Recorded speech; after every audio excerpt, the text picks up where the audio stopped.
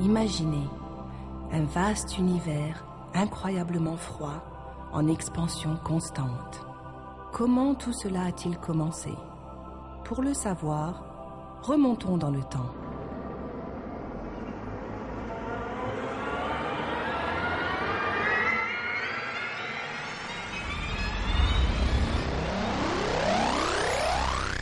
Imaginez, vous êtes au tout début de l'univers, il y a environ 14 milliards d'années.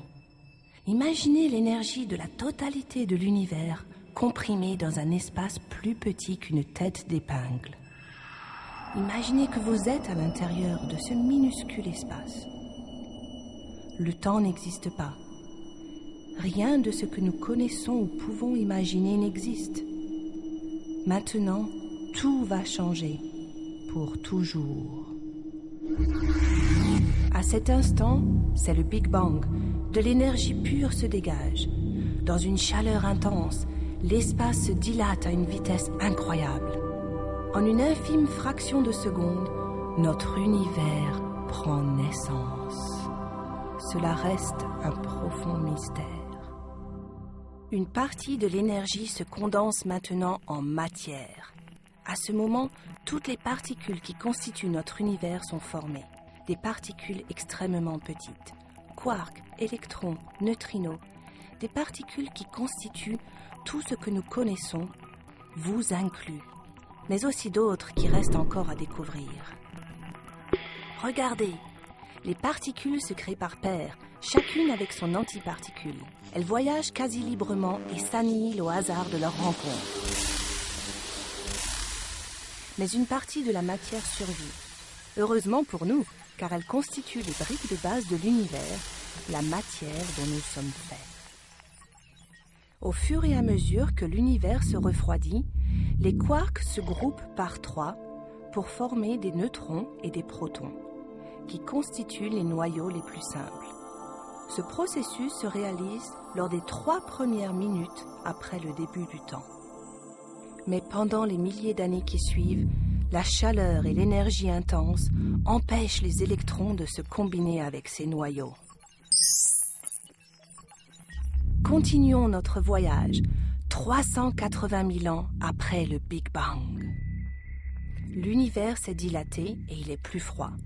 Maintenant, les électrons sont libres et peuvent entourer les minuscules protons pour former les premiers atomes simples d'hydrogène et d'hélium. Au moment où les atomes se forment, les particules de lumière traversent l'espace sans encombre. Le brouillard de particules qui s'entrechoquent se dissipe. Et voici la lumière.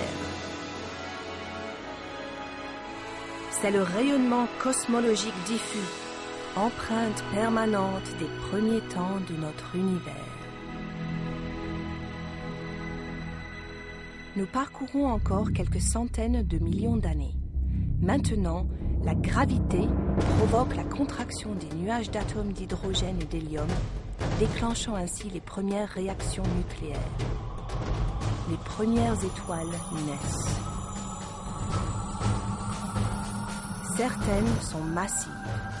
Elles épuisent rapidement leur combustible, s'effondrent sur elles-mêmes et dans le silence de l'espace, explosent en supernova géantes.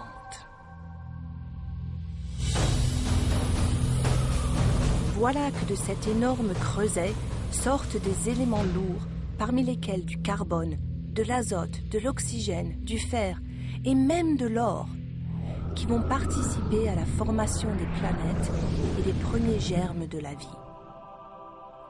Des générations d'étoiles naissent, vivent et meurent. À l'origine, notre univers était extrêmement chaud et dense. Il est à présent froid et vide. Après 9 milliards d'années, dans le bras spiral d'une lointaine galaxie, quelque chose d'important est en train de se former. Là, dans cet espace infini, parmi des millions de galaxies, il y a un système solaire bien particulier. Dans ce système solaire, l'une des planètes a suffisamment refroidi pour qu'existe de l'eau à l'état liquide et que la vie puisse y apparaître. C'est notre planète, la Terre. Et c'est sur cette terre que nous trouvons des créatures ayant cette capacité singulière de s'interroger sur l'univers.